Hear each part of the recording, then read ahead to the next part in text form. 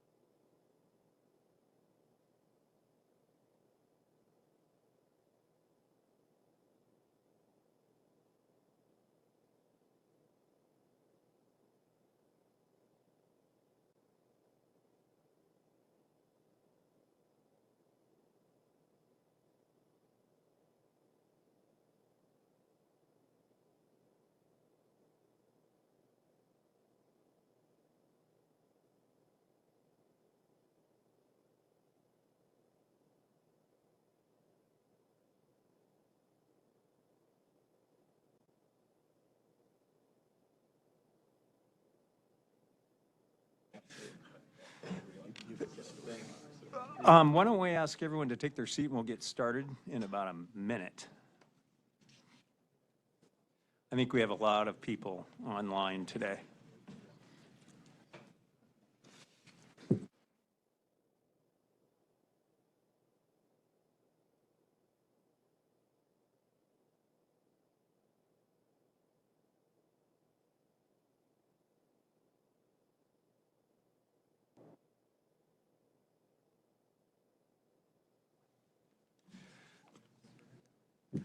Well, good afternoon, everyone. Welcome to the 8th meeting of the Rural Groundwater Committee, and I appreciate everyone that's here today and everyone that's online. Thank you for that. Why don't we go ahead and start with some of the administrative items? Trent? Good afternoon, everyone. The usual items. Please note that this meeting is being broadcast via webinar and being recorded. The meeting recording and materials will be posted to the council webpage per usual. Only members of the committee that are online will be able to unmute themselves and participate in the meeting, especially since we have so many virtual participants. Those in the room, please make sure to turn on your mic and speak into that and identify yourself before speaking. And then those online, also make sure to identify yourself before speaking. If those online, if you have technical issues, please call the ADWR help desk at 602-771-8444 or email tickets at azwater.gov. And now I will do a roll call. Like usual, if you are an alternate, let us know. And if you're online, unmute and let us know if you're here. Patrick Adams. Present. Paul Brierly will be joining us just a little late. Maria Dadgar. This is Jay Tomkis, alternate for Maria Dadgar. Ron Doba. Present. Sandy Favorites. Present. Jamie Kelly. Present. Chris Kuzdas. Sharon Megdal. Present online. Haley Paul. Karen Peters. Sarah Porter. Catherine Sorensen for Sarah Porter. Abe Springer. Craig Sullivan. Present. Tom Torres. Representative Stacy Travers. Chris Udall. Present. Bitka Becker. Governor Stephen Rowe Lewis. Chairman Robert McGill. Natasha Nakai, alternate for Chairman McGill. And Chairwoman Amelia Flores. Holly Roberson, Council for the Crit Tribes, here for Chairwoman Amelia Flores. Thank you. Thank you, Trent. Next slide, please. Before we jump into today's presentation, I guess I would turn to Tom or Patrick and see if you have any open remarks. Thanks, Bruce. Just welcome to everyone. Again, appreciate all the work to date. I think we're at a key point in this committee meeting today. We've come to a consensus agreement on most of the elements of a rural groundwater management area framework, and we have a couple of key elements left. We need to close the loop today on those key elements in preparation for a committee recommendation to the full council for that meeting on the 29th. So I just encourage all of us to keep that in mind as we work through the materials today. Thanks. Thank you, Tom. If we could go to the meeting agenda. As Tom mentioned, today's meeting, the primary focus will be on the key component discussion, in particular council membership and sunset and review. And then we'll also present and ask for your review and hopefully approval of a measuring and reporting concept. Following today's meeting, and assuming that we do get approval to move forward on council membership and sunset and review, essentially that will essentially be the makeup of the recommendations that we'll be making to the governor. Now, if you recall at the council meeting, we've been using the term key concepts associated with each area as we discuss the rural management, creating a rural management area. But we used the new terminology, committee consensus statement as we come to consensus. And so that's what we're going to be looking for today for council membership, sunset and review. And then ultimately what we'd like to do is draft material so that for our meeting on the 16th, we'll have the full recommendation and draft of all the consensus statements for your review, so that for the 29th meeting on the 29th, we would then have the full committee package for the council. So that's our goal today. We've got a lot that we'd like to get through, and we're hoping that we can get through everything that's on today's meeting agenda. So next slide. Next slide, please. We've all seen this before, current state of rural groundwater. As you know, outside the AMAs and INAs, there's limited regulatory framework for managing groundwater. There's also a lack of comprehensive data points within all these basins, so we'll talk about that a bit today on the measuring and reporting. No requirements for metering and reporting. Many communities are facing aquifer depletion with limited access to renewable supplies and no tools to really manage those groundwater declines. And then there have been increasing calls for a framework. I think I'd also like to point out the diversity associated with these basins when you look at this, at the geographic distribution of them and how important it will be to develop a program and plans that are reflective of that diversity within these areas. Next slide, please. Goals and objectives for the Rural Groundwater Management Committee by December 2023 were to develop policy, legislative, or other recommendations that provide a framework that assists rural communities to manage local groundwater resources, protect water users, and sustainably manage aquifers. These recommendations will assist rural communities in managing local groundwater resources and mitigating further aquifer depletion, and provide them an alternative to create an AMA or an INA. And these recommendations should be broad enough to apply to any of the groundwater basins management needs and customizable to be tailored to a basin's unique characteristics. So we've seen this at every meeting, but I just bring these up since this is the focus of the committee and just to remind everyone. Next slide, please. The committee process.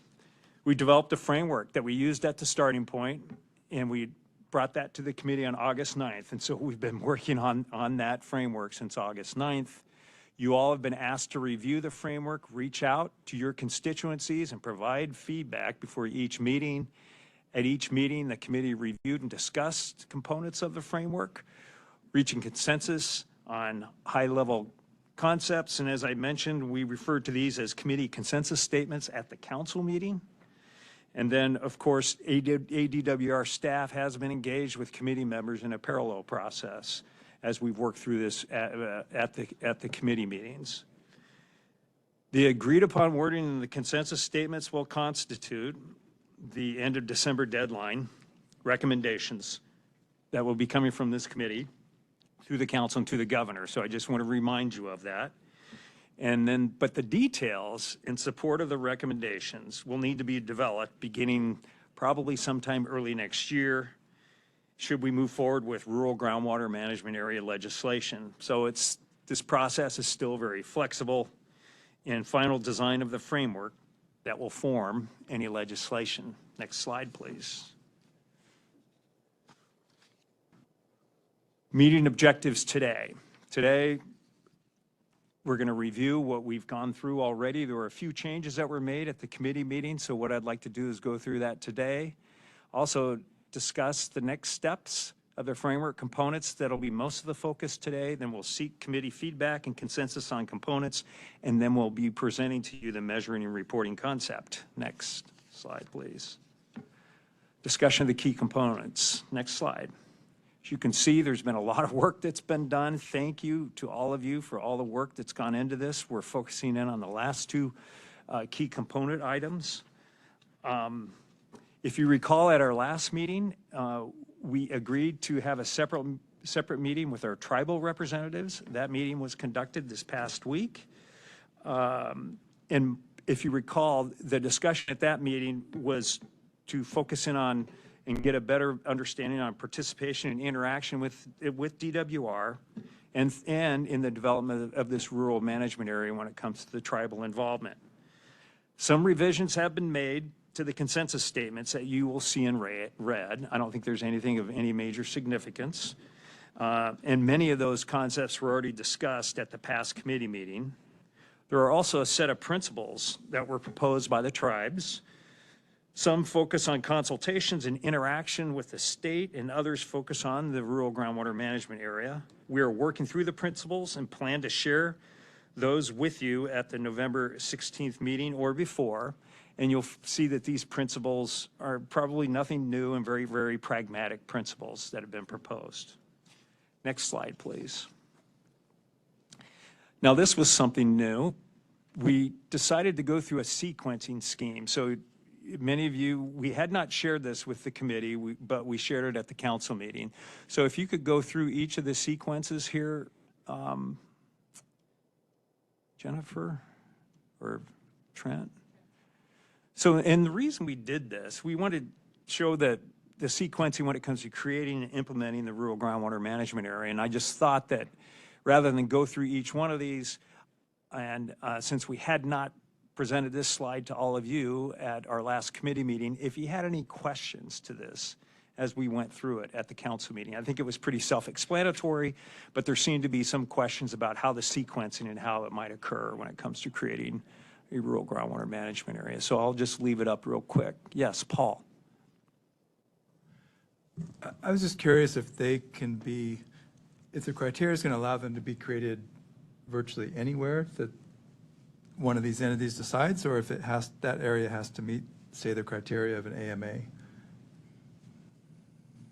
If you look at the initiation and criteria we talk about, there would have to be some level of criteria associated with a significant decrease in the aquifer levels over time.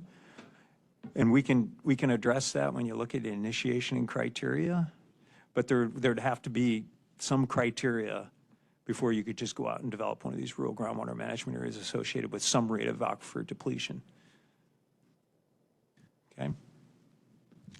So I just want to add a perspective, Paul. So it seems like largely and maybe not exclusively, the AMAs really are created in a way that serious issues have already arisen. And I think one of the benefits of rural groundwater management area concept is we can kind of get ahead of the curve and before the horse leaves the barn, so to speak, take some actions to avoid those more impactful negative outcomes that may be attached more to the creation of AMAs and INAs. That's kind of my viewpoint of what one of the great values of this new, more flexible tool it actually creates.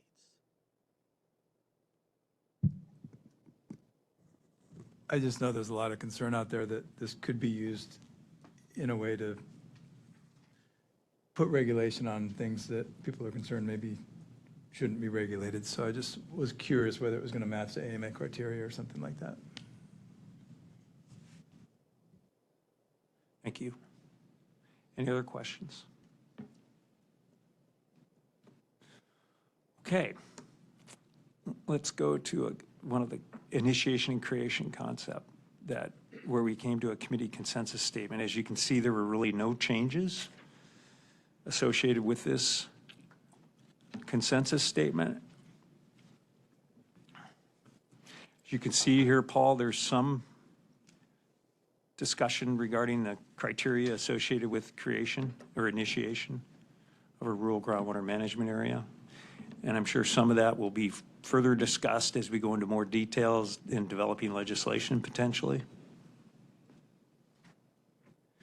Okay, next slide, please. Oh, yes, Sandy.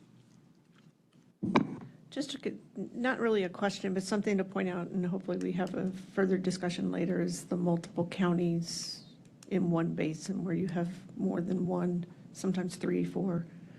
I think Sharon had a map, and I'm just curious, or she was putting together a map? She has, correct, Trent? Yeah. Is it in the packet? Speaking of the packet, I will remind all of you, yeah, what you have at your desk is a packet of material regarding comments that have been submitted on the 2 items that we're going to discuss today.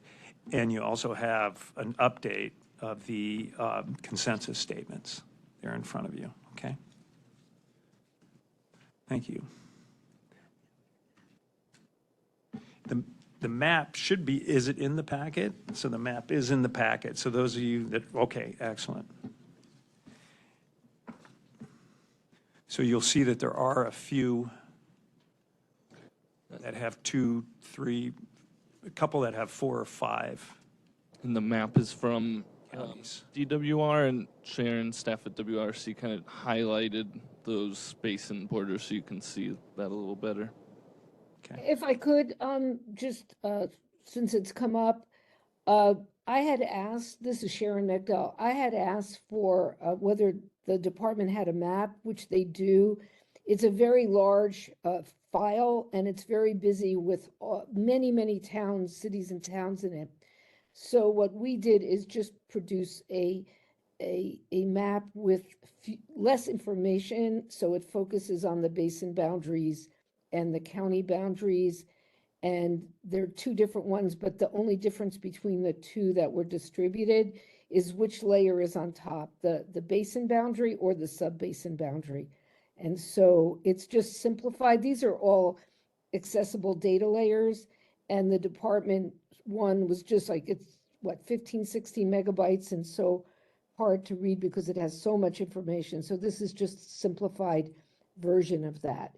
And I do think it's really useful to have because, for example, my eyes just went to the lower Gila. If you look in the southwestern part of Arizona, the lower Gila Basin, there's 4 counties that overlap. And so just by making the boundaries more distinguishable, it just helps the eye just see some of these things, that's all. Thank you, Sharon. Next slide, please. Interim pause. There are no changes to this from the committee, but I'll ask if there are any questions.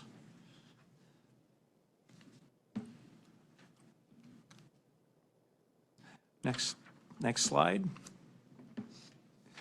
Acknowledgement of existing uses. We had 1 change, and it's in red, and it's in the first sentence. There's a need to document current, and the change is in historical groundwater uses and users if a rural groundwater management area is established.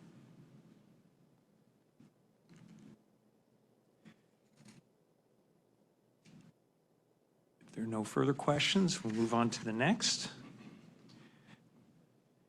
This is where we had a few changes. These were changes from past committee members and during the tribal meeting. And all those changes are in number 2 under the committee consensus statement for the required council duties. Respectfully, is the new term, cooperate with federally recognized Indian tribes, cities, towns, counties.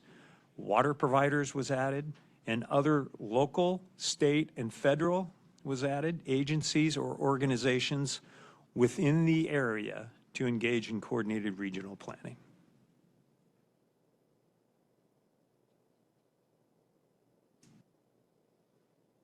We okay with that? Let's move on to the next. Potential council duties. There were no changes to this consensus statement. So if we could move on to the next, not unless there are any questions. Good. Under rural groundwater management area goals, there was one item that was added under the committee consensus statement, and it reads, the council should respectfully cooperate with federally recognized Indian tribes, cities, towns, counties, water providers, and other local, state, or federal agencies or organizations within the area when drafting goals. And this was something that was addressed at the last committee meeting. We talked about this. I'm sorry, Bruce, I have a quick question. I was wondering if it's anticipated that goals would change over time, and if so, what the process would be for that? Yes, if you look at, let's see, well, we're going to talk about that today when it comes to the sunset. And right now it's like every 10 years, there would be a reevaluation of the goal. That's the way we have it drafted, but we'll discuss that later. Great, Okay. Bruce, this is Sharon McDowell. I have just a little very technical question on where this new language is placed. And I wonder whether that new language, which is great, becomes indented under the goals above as kind of related to that, or actually go under number 2. So I'm not, the wording is great. I just, when I saw it there, that's about the goals, and then it tells what the council should do. And so I wonder just where it's placed on that slide. And I'm just raising that as a question, so. How about this, Sharon? We make this one number 2, and then number 2 becomes under number 2. I'm sorry, under number 2. Yeah, maybe I'll let it be. It struck me as a little bit odd to talk about the council, what the council should do under the fact that you have to have one or more goals, so. So it either would be a sub thing under the 1 dot, a sub dot, or it could go under 2. It just seems odd where it is. Okay, we'll go ahead and move it under 2. Thank you. Sharon, this is Patrick Adams. That's a good suggestion. I just want to note from our last committee meeting, there was a lot of discussion from stakeholders wanting to see cooperation with the counties, with tribes, with federal agencies. So essentially, from my perspective, this is just the local advisory council taking into consideration and cooperating with stakeholders in the area so it can help craft an appropriate goal. So Yes, and Patrick, I think it's great. Maybe 2 should become 1. I don't know, where it just talks about how the goals are established and then 1 becomes 2. I don't know that we have to decide that right now, but totally respect and think it's great to have that. It's just, it seems like if it's instruction to the council, it should be under the council must draft whatever. yeah, I think, Sharon, from my perspective, there's 2 main sections here. One is about the nature of the goal and one is about the nature of the council's work. So I think your suggestion of moving the red text below section 2 is a good suggestion, and we can do that.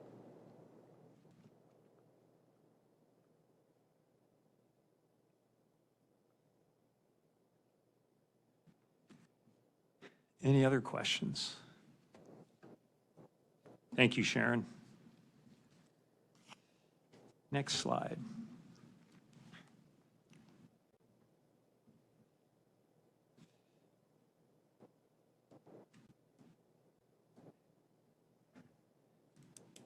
It's coming. There we go. Under rural groundwater management area plan, continuation of that, number 3 was added. A summary and consideration of other relevant government management plans currently in place in the area, including tribal, federal, state, and local governments. And if you recall, much of this discussion was centered around county plans and city plans and other plans that might have an influence on the council. Okay. Next slide. Just a few changes under number 2. In red, recommended, not mandated, supplemental water conservation and management actions is the new term for implementation by cities, towns, counties, water providers, we added, and other public agencies within the area.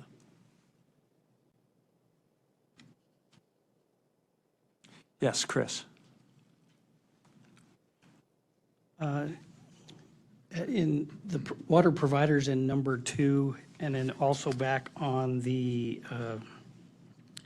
previous, mine's listed a little bit different there, but does water providers include the irrigation district providers? Is that included in that?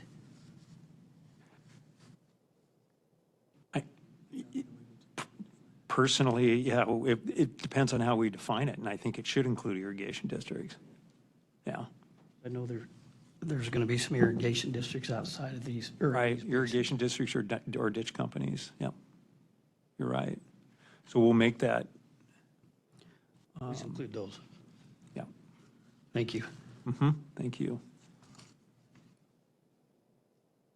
Yes, Sandy. So the question I have, so it's on this slide, yeah. Any other action deemed appropriate by the council? Is number 2 sort of a explanation of that? Any is really, really broad. Right. And that is, I think we just have to be more specific on that. And I don't know exactly where or how or what the intent is here, I guess. But any is a big word. Yeah, I think it may look more broad than it's intended to be. This is part of the boiling it down to key concepts, and I think we haven't fully captured the idea. The previous slide was intended to be those are things that are required and that would be then implemented and enforced by ADWR. These would be kind of the optional additional actions. We do have the may include, and I think that was intended to be things like if they were going to have like a, promote a recharge project or something like that in the area. I don't know. We haven't even talked about funding and whether Or they would prohibit a have the specific user? I mean, that's the inference. But I don't think this would be something that ADWR would enforce or implement necessarily unless we have other existing authority to do so. Like, if we have a grant for funding projects or something like that. So I don't think it was intended to allow the council to just impose other restrictions that they deem appropriate that are not otherwise authorized. And I get the approval and coordination with DWR. I appreciate that. It's just, yeah, I mean, when we draft the final language, I would encourage not to say that broad, not to be that broad. Sorry, everybody. Yeah, so maybe something to tie it back to based on any other existing authorities, but not, this isn't a new authority to just do anything else you want. Yes, thank you.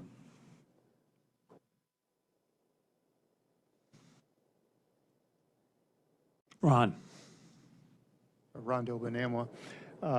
Bruce, on item number 2 up there, I'm still a little foggy in my mind. The plan may recommend conservation and management actions for implementation by cities, towns, counties, water providers, other public agencies within the area. What if we had a large water user in the area that wasn't necessarily a provider? Could we not be recommending conservation measures to that user? That's a good point, Ron. Let's add that. Question for Ron, isn't that included on the previous page, mandatory conservation for the major water using sectors?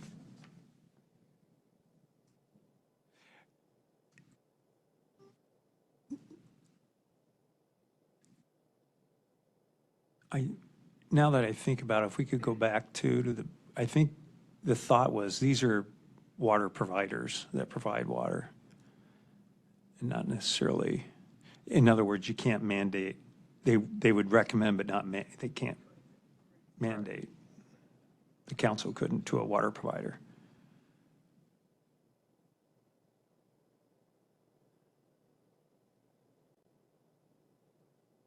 But let's think through this a bit. Could we go back to the previous slide?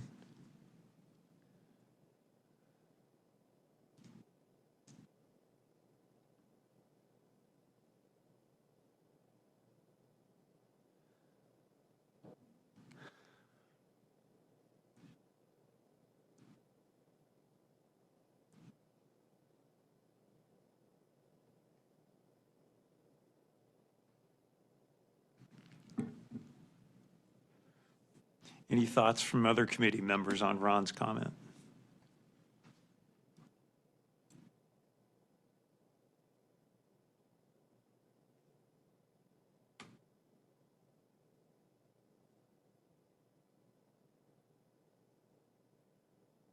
We'll be sure to note that comment, definitely, right? Bruce, it's possible that number 7 on there might cover it, Right. mandatory water conservation programs, so. Okay.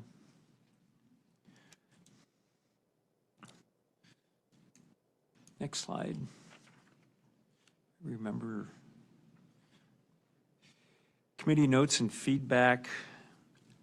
As we've mentioned several times before, all council member feedback and comments associated with these components. So the framework have been captured, and we're capturing everything today too for each meeting, and have been posted in the notes. And this feedback will be utilized in any further development of the framework. Alternative viewpoints of council members are also noted, and to date, the most significant alternative viewpoints have been shared with the committee, and they include those from Senator Kerr and the Farm Bureau. One on existing water users should not be subject to any required conservation measures that would reduce the historically acknowledged volumes of water use. And then designation of rural groundwater management area and selection of the area advisory council members should be done only through election. So that concludes that section of us reviewing the previous components and key concepts. If we could go to the next slide, please. And then the slide after that. What we'd like to do on council membership, because there's a lot of, there's been a lot of discussion on council membership. And what we don't want to happen today is that we get wrapped into how many council members are on this council. We get wrapped into some of those other details that it'll really be more of a negotiated process as we submit these key concepts and these consensus statements.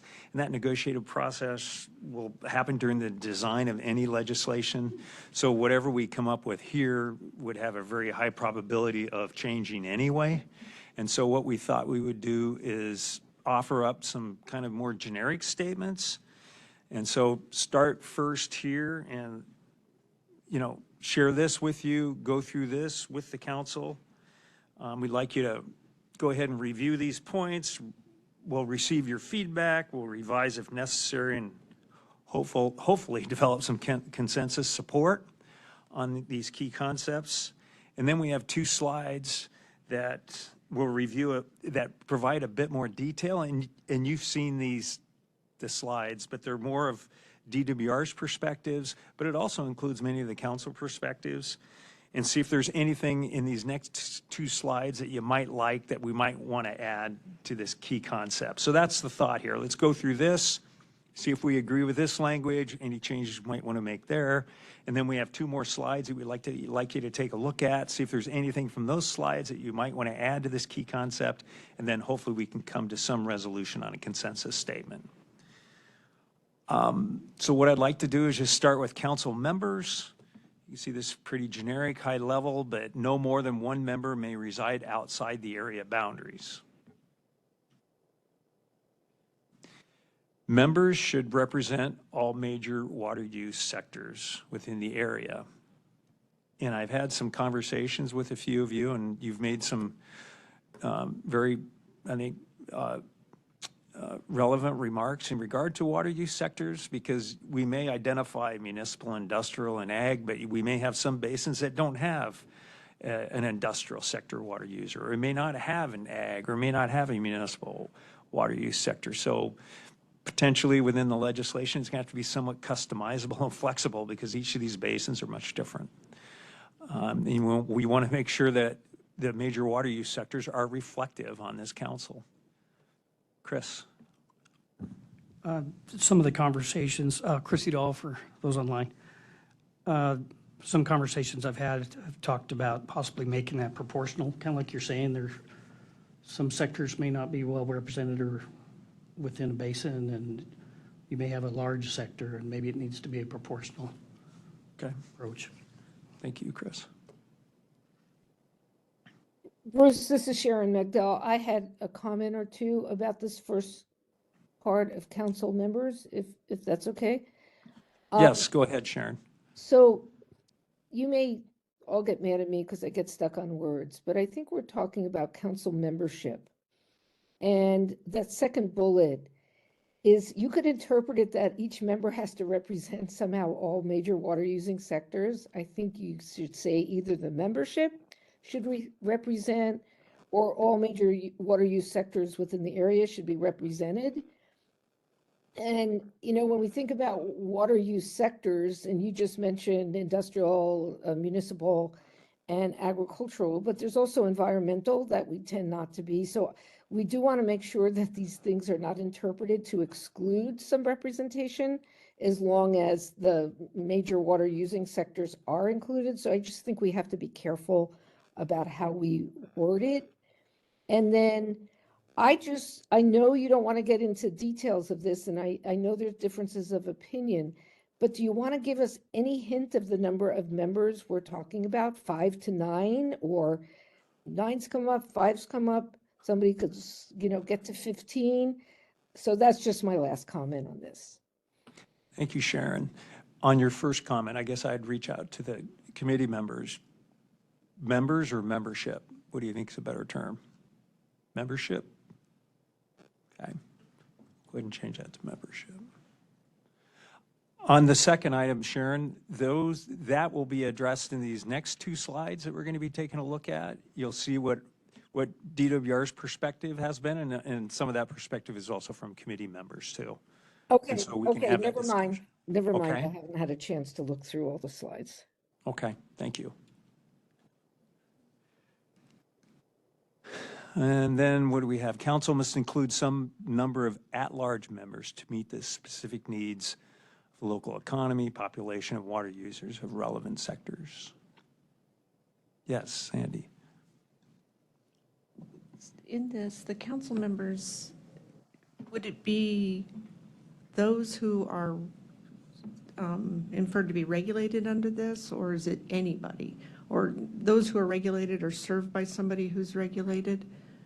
I guess the question would be, an example would be in the EMAs, where in the past, we've had compliance actions, or not compliance actions, but identified for either, I guess, Air Force Base, federal reservations, and then they claim that there's no authority, the state doesn't have any authority to impose those requirements on them. And you don't see them on the councils. Not, I mean, I don't know that it's precluded, but the question would be, when you talk about all major water using sectors, are all those major water using sectors going to be regulated under this program? That would be the sort of outline question, because it really should be those who are regulated. From my perspective, it's those that are water users and those that are impacted when it comes to this, potentially impacted. So Sandy, from my perspective, in terms of those who are regulated as a restriction, so to speak, on who can be on the council, there can be actions taken by other water use, again, or actions taken that might impact other water users that the state may not have the ability to regulate. You talked about the AMAs, and maybe a prime example. We have GRUS, Granite Reef Underground Storage Project, right next to Solver Pima Maricopa Indian Community. They're not regulated, but the water levels in GRUS certainly impact the community. So we got to find that balance about how you make sure that those who could be impacted are potentially eligible to sit on this council, and because in that case, that's a major impact, right? Now, that got worked out between the GRUS partners and SRPMIC, but that's just an example of what we need to kind of keep in mind in terms of how this council could be put together in relation to even unregulated entities still having potentially a major stake in what's going on.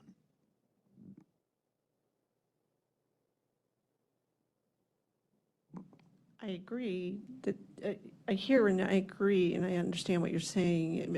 I'll use the example of an exempt well owner. They're not regulated, and they you know, it is by choice, so there are no protections for them. So I mean, you can go round and round in circle on this thing, and it's just a matter of, you know, some clarity on this. I think we need more clarity on this situation. Thank you, Sandy. It's been noted. Yes, Chris. Chris Udall. Under council members, bullet 3, or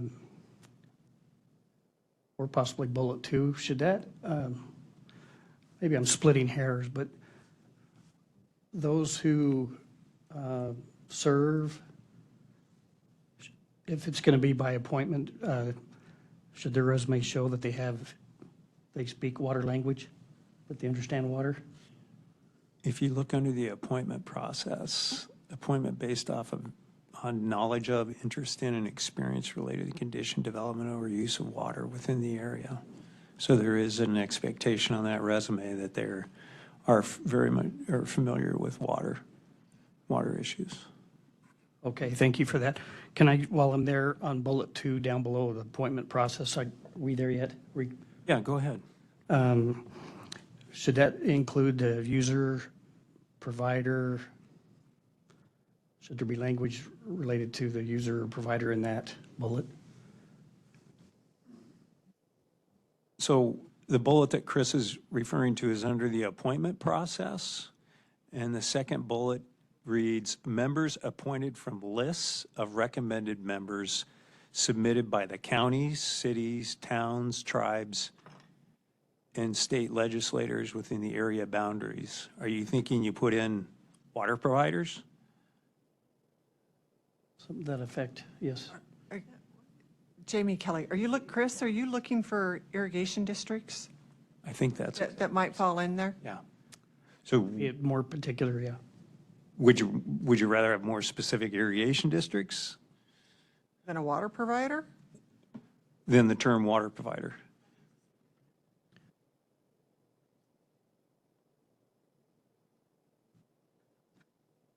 There will be irrigation districts in some of these rural basins.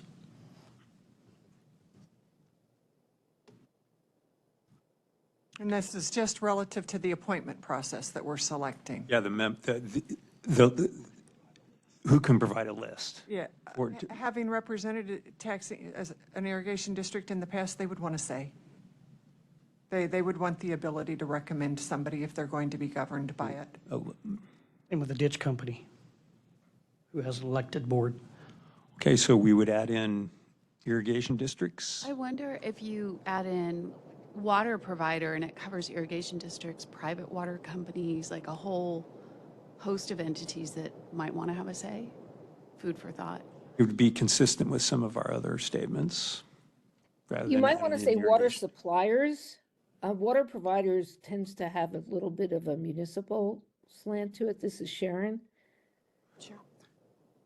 Well, yeah, if we change it here, then I would suggest we change it in the other statements then. But it just depends on how we define it or how it's defined. Yeah. All in the name of inclusivity and flexibility. Yeah. So water suppliers or water providers? Provider. Yeah, I think provider is more of a term that people are more familiar with, yeah, and then we can just define it. So Bruce, this is Patrick. Just maybe zoom out for a little bit here. This particular bullet point, so the appointments should be made from lists submitted by these entities. In past discussions in this committee, it seemed like there was a real desire for there to be appointments made based on local input, right? So appointments aren't just being made from Phoenix for individuals that maybe aren't a great fit for this local advisory council. That's really important to this process. So that's kind of what I'm seeing here is local entities in the basin who have a stake in water management should populate the list that whoever's appointing is choosing from. And so I just want to make sure that's kind of understood here with this group of what we're trying to get at. And so if we add, we can certainly add water providers as this catch-all for utilities, ag districts, et cetera, to the eligible entities to submit a list for appointment. But I just want to make sure that we're all on the same page. I think we're really trying to get at creating a universe of potential appointees that is created by local entities who know the area and have a stake in the water management of that area. Patrick, this is Sharon Megdal. May I ask a question in your interpretation? Does someone eligible for appointment have to come from one of these lists, or could an individual still apply through the process and not be on a list?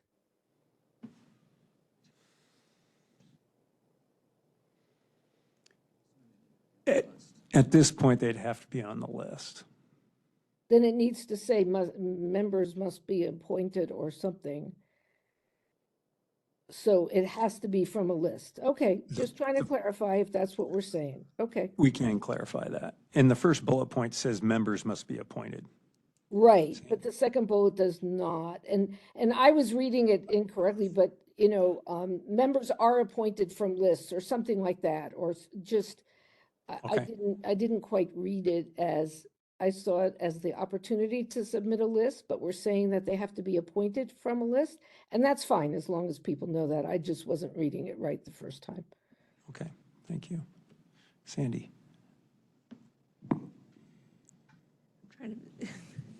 So every water using sector gets to submit a list because they're a government entity except for private entities. Community Irrigation District.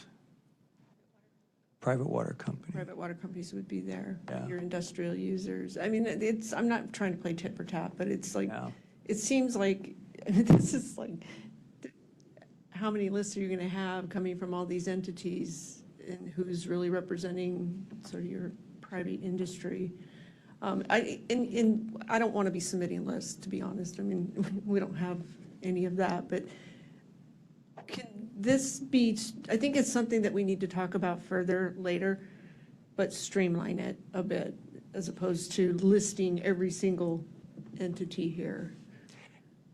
And I would like to remind everybody, keep in mind that this ultimately will be negotiated out.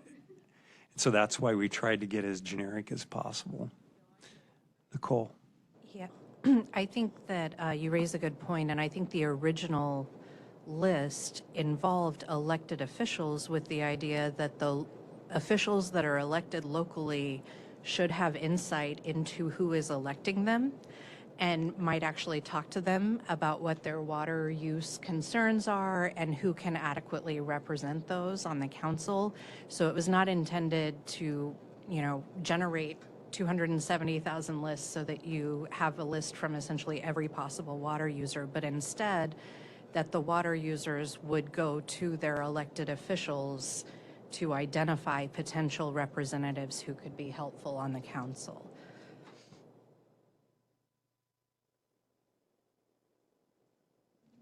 So can we live with this language, or do we need to add in water providers?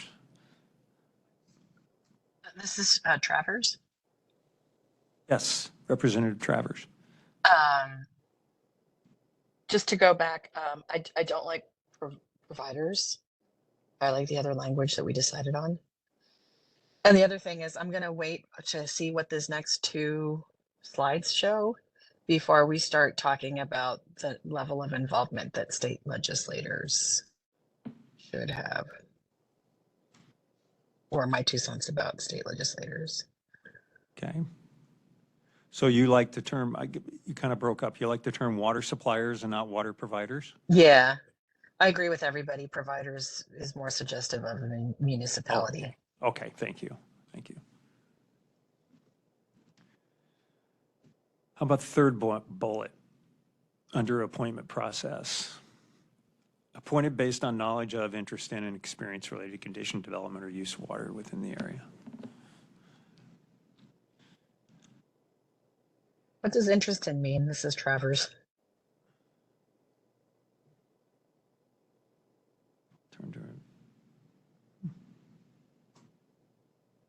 I mean, can somebody just wake up one day and say, hey, I'm really interested in what's happening to water and speak to their person and get on the list, or however we're going to decide to appoint people? I think that that is kind of along the lines of the term stakeholder, which typically means that you have some stake that you hold in the matter at issue. I mean, again, I think that we're not trying to draft legislative language here. We're trying to develop general concepts, so I don't think we want to define every term that we have on this list. I think we want to go for more general concepts. I agree. I just thought it was yeah, okay.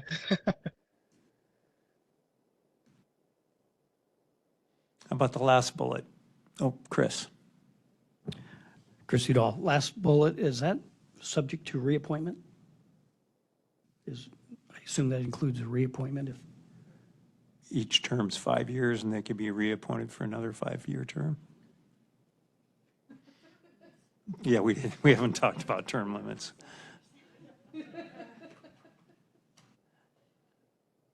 We haven't talked about term limits, just that they'd serve 5-year terms. It's not term limits. This is Sharon Megdal for GUAC members. Are there? Some people get reappointed many times, right? I don't know. We They're could just say reappointed all the members serve 5-year terms and may be reappointed if we want to. That's. I don't know if we need that purposes. detail today. Well, the question came up, suggest? if Chris Udall raised the question, it's going to come up with others. So if the sentiment of the committee is that reappointment's possible, why not say so? So we just avoid the question being asked. I'm just making a suggestion here. Yeah, I guess we could say it. I think by not saying it suggests that reappointment is possible too. So. I would think that fits well with if it ends up being agreed upon for a 10-year sunset. Continuity, maybe. Yeah, and we're talking about having external members because maybe we don't have enough expertise within the area. So why would you want to restrict reappointment anyway? Or not. So, do we add terminology or do we leave it? Members serve 5-year terms. I would suggest we just leave it. Again, this is all going to be renegotiated. Bruce, I think, this is Patrick, from my perspective, I think the 5-year terms leaves it open for reappointment, right. which might be good in a rural area where there's maybe smaller universe of water user experts to pull from. We wouldn't want to run through that group too quickly and close the door on that. So Right. I think it's good. Okay. Okay. So, do we have consensus on this? Well, we have a couple of comments. Thank you, Trent. From Chris Kustis, that says, open to modifications and new ideas for council makeup in the appointment process. that reflects a locally driven, local expertise-driven approach and values. So I think that matches, Patrick, what you were saying. And then Haley, Paul, Audubon agrees with these key concepts. So is there any major concern with this language that needs to be changed? Paul? I just want to, I agree with Chris's point on the second bullet of council members. And I think adding one word, members should proportionally represent, would be a good addition. Okay. So, and I know this is a little weedy, but for me to understand where that might lead, what would the proportionality be based on? The amount of water use, the number of water users in a certain category. So if that gets added in, we would have to consider about how to define proportionally. I personally think it should kind of remain open the way bullet 2 is designed right now.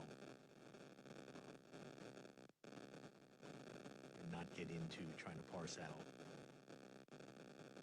At the end of the day, proportional to me is trying to parse out who has a bigger stake in this than somebody else. And I think that, again, this concept is that this is a collective entity that is going to try to manage the area positively in a collective way. Yes, Jamie. Jamie Kelly, we oppose proportionality. We like the language that is there. We are concerned. There are few farms in Mojave County, but they use a lot of water. They are new players in the universe. They arrived after 2010. We don't believe that that should control or dominate the future of a community of 40,000 people that have been there since the 1800s. So. Okay, thank you. Your comments have been noted. You know, they'll be discussed. I think all this will be negotiated, as Tom mentioned, with more detail. So I think at this point, we won't include proportionality just because of the issues associated with utilizing that term and what it means. Yeah, this is Patrick. I think Tom brings up a good point that proportionality could be, you know, if there are more exempt well users in a basin, then proportionally they should have the most representation on the council. Maybe land use coverage, right?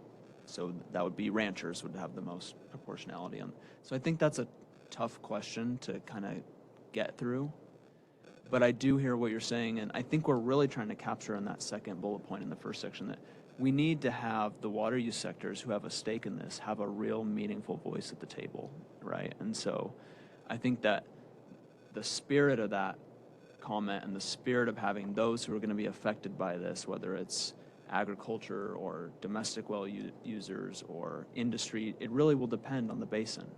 I think we really are trying to capture the spirit of that by saying that there really needs to be representation from those water use sectors within the area, and we need to get a good set of lists from the right people so we can choose the right individual from those lists for this. So, Chris. Yeah, that would probably be good to have old timers and newcomers on that list. Thank you. So let me ask you, go ahead, Paul, did you have a comment? I just might add that that's exactly what I was trying to get at is, as we've talked, some places have a lot of ag use, some places don't have any ag use, and that's what I was trying to get at, is that it be appropriately represented depending on the basin. Thank you. So do we add water providers to the second bullet item under appointment process? And I think that's about the only wording change, or do we just leave it? May I just ask a question of Chris? Craig. So do you lack trust that the elected officials would put forward a list that was inclusive of their constituents in the area? Is that what's at the root of the problem? Because I looked at it the way it was described over here, that those elected officials, and they're unlimited in the number of people that they can submit, that they would be looking at their constituents and then providing that to the selector. What I really want to see is that agriculture, from my perspective, is well represented, however that comes out, that you have the most knowledgeable, those willing to serve, even those that have to come kicking and screaming to serve. But hopefully, they're there to speak on behalf of ag water use. And So why don't we do this? We'll just add water providers, and that'll include That private makes water sense. companies, irrigation districts. Yes. Paul? I was thinking on that second bullet, something that may simplify a little bit, is to change the language to say members shall be appointed from lists of recommended members submitted by local entities such as, and then we don't have to worry so much that we got every last one that could be in there at this point. So members appointed from lists of recommended members. Members shall be appointed. Members shall be appointed, such as. Yeah, but entities are not, be careful, this is Sharon McDowell. We don't want to leave off state legislators unless Representative Travers thinks we should. Putting you on the spot there, Representative Travers, but not everything, a person's not so much an entity, I guess. This is Patrick Adams. So what I'm hearing, and we'd heard a lot of input on membership in past committee discussions. I think Nicole very accurately and clearly explained that we're looking for elected leaders to help source council members, and that really gets at this question of election versus appointment. So that's one way to help introduce some flavor of election into this, is by having local electeds suggest some of the appointees to the council. We've heard a desire for water use sectors to be on those lists. So I think keeping it the way it is and adding water providers really strikes a balance between those two desires that we're hearing from the committee. Thank you. So Bruce, and I agree with Patrick. I just want to bring up something that, who's doing the appointment? Do we not want to say at this point? Because At this point, we don't say on this slide, but we'll go to the next two slides and have some okay, discussion. that's fine. Just asking the question. Okay. Ron? I just want to say, I agree. You know, we're going to have these lists coming forward, and everybody who is on those lists is not going to get appointed. But the more people we have on there, the better opportunity that we have for qualified individuals to be selected from. So, Thanks, Ron. Can we stay with this language? We'll add water providers. We good with it as a committee? I see heads nodding. Let's go to the next slide. So here's some of the perspective that we've shared before regarding council appointments and council members.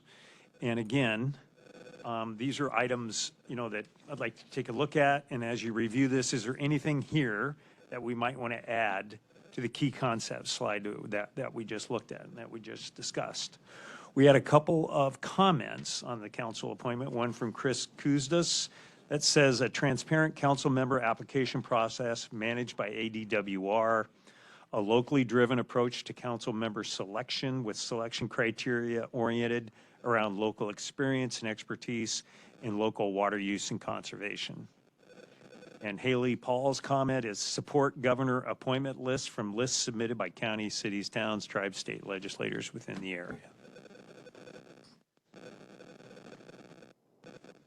But Bruce, So we the have first- to add water providers, right? The bullet, Yes, right? Right. yes.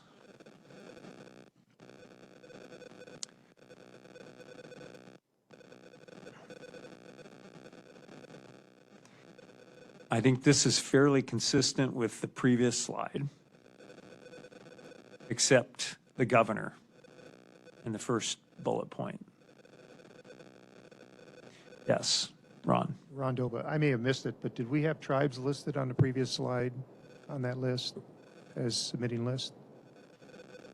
Did we? Yes. Okay. Thank you.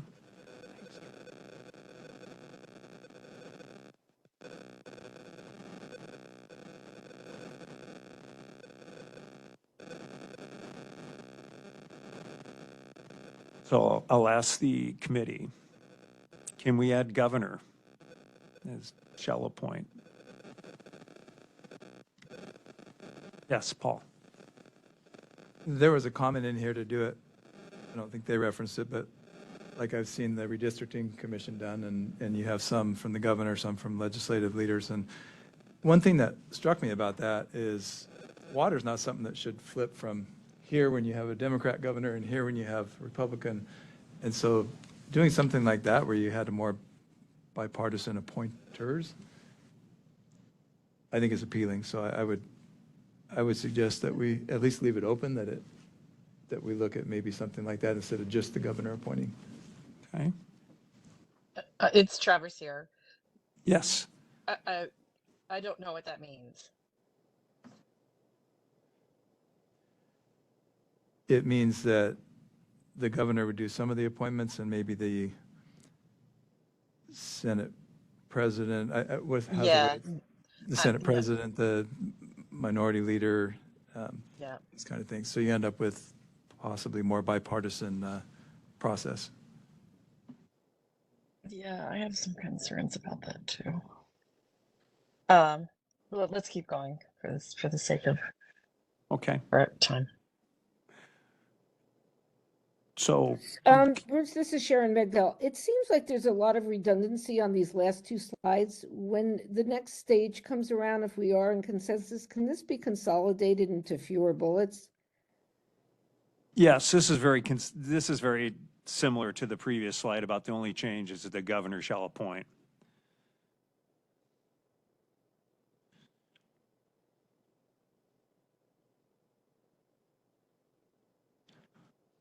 So why don't we go to the next slide?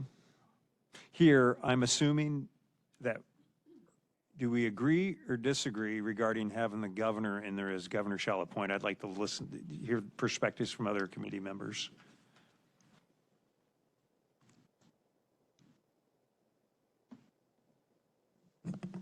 Yes, Craig. Craig Sullivan, I'll just make a quick comment.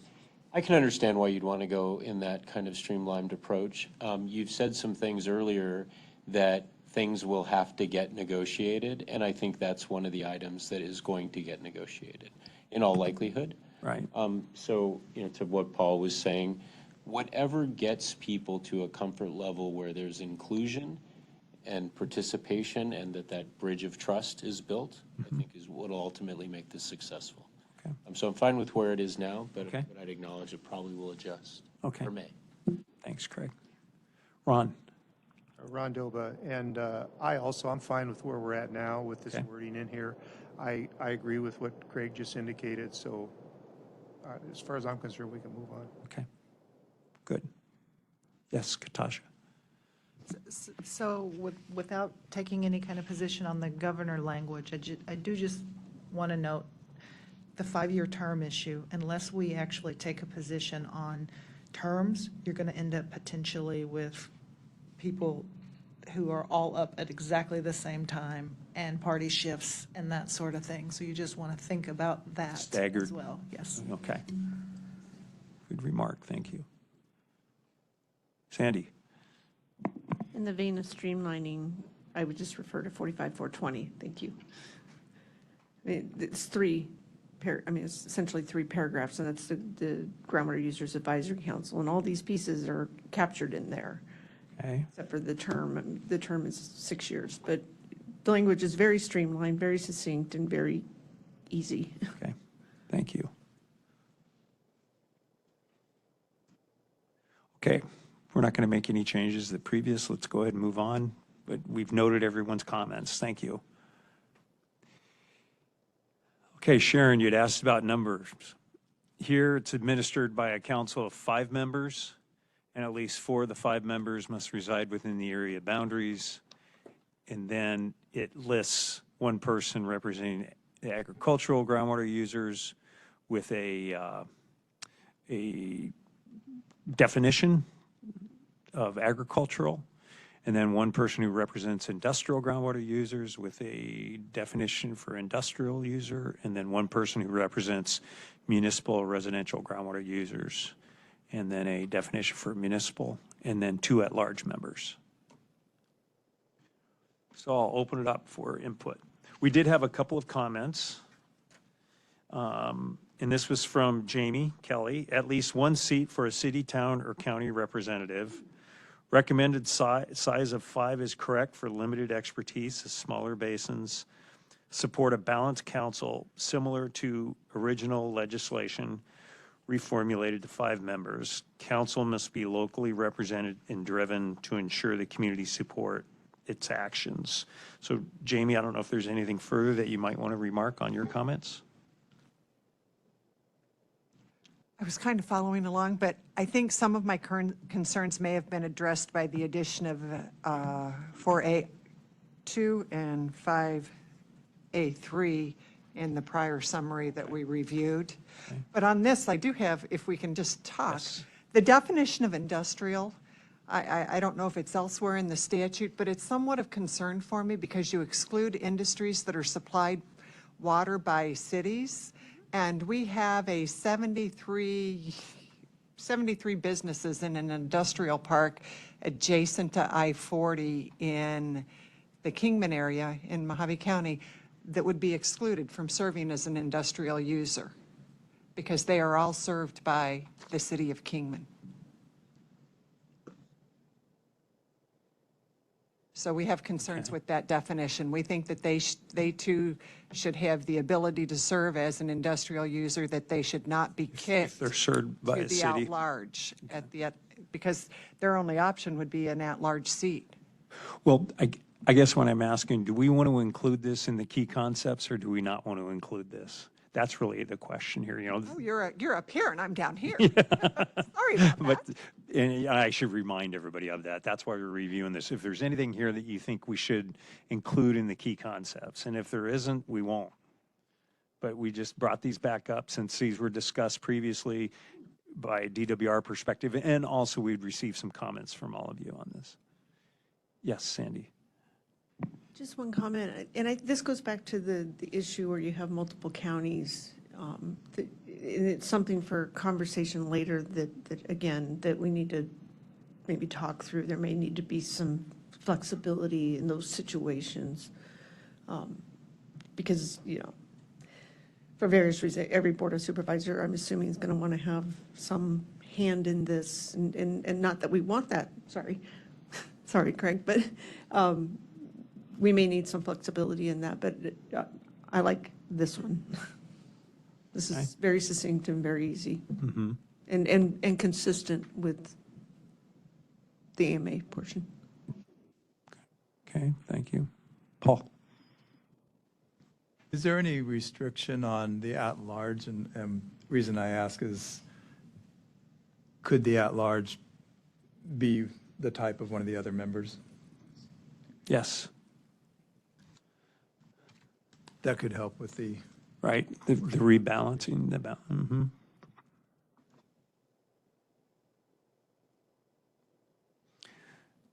So we have 5 members. Do we add that to the key concept? Keep it small? You okay with that? Okay.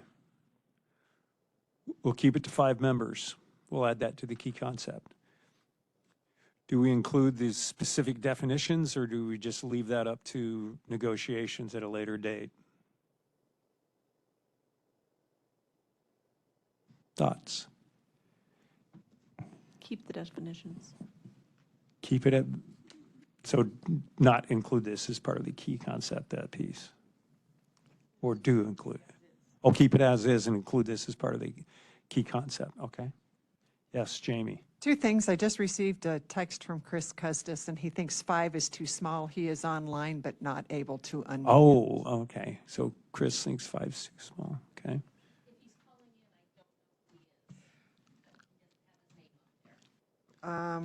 He's in Australia. He's in Australia, that's all I know.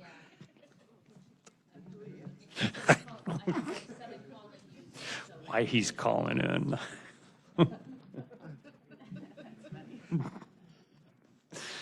I'll text him. We're okay with the concept, but we're concerned about that definition, and we would like the requirement that they be served by this, not be served by the city, to be removed. So the under industrial use. That's one of those things, it's different basin to basin to basin. And, I mean, we have a lot of industry in a small industrial park for a small community. And you're going to exclude them because they don't have their own groundwater well. Yes, Ron. Ron Doba, but isn't the municipal representative going to be representing on the basis of all their customers, whether they're industrial or commercial or residential? I Well, would the- think. And the city, county, et cetera, will have the ability to potentially Yeah. offer them up as part of the member list. I can kind of understand why we have that worded on there the way it is now. Yeah. Yeah, I think for the main water using sectors, I would keep it the same. I mean, something like that could be a member at large. I mean, it doesn't preclude that entity from being a member at large. And it could. That's really and it- flexible. And it could be that you don't have any industrial groundwater users in a particular basin. Jamie Kelly, it would tip the scales towards ag. We would have an industrial as long as cattle, does cattle ranching fit in there as industrial? Or are they pure ag? Feedlots. Lots of dairies would fall within industrial use. We probably wouldn't have that. Yeah.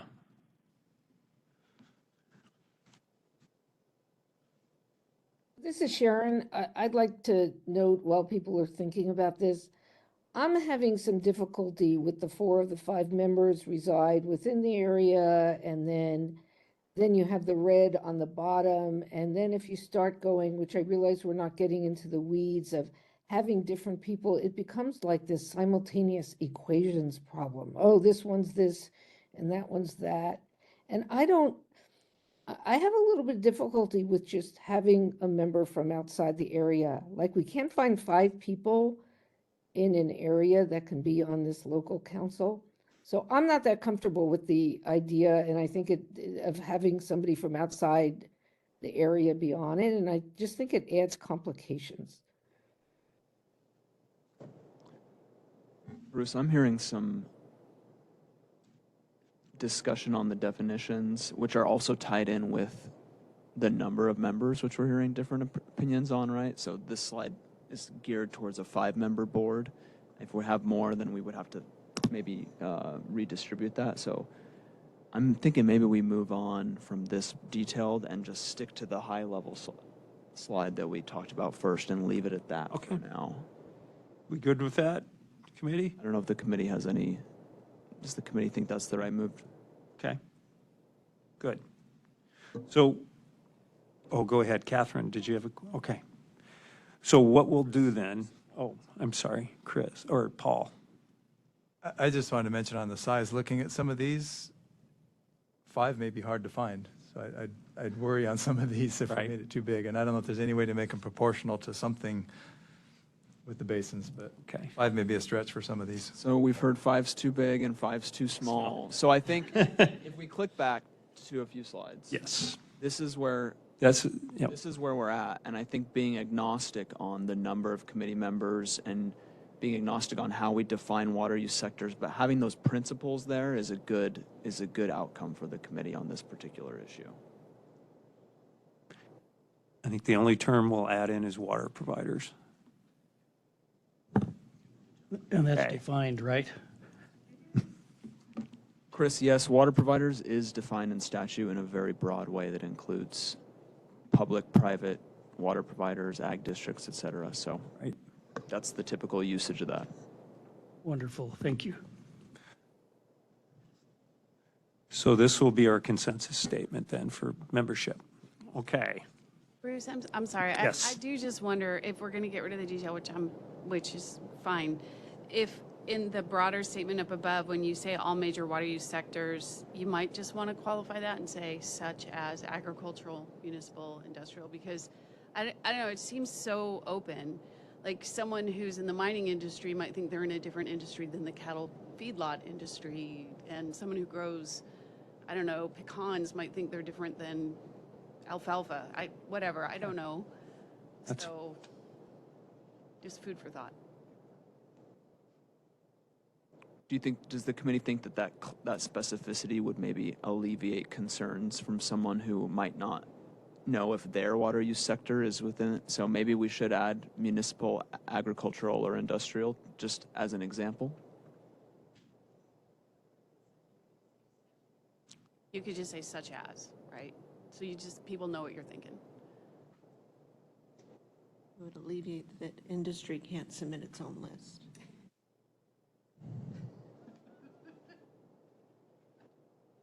Okay.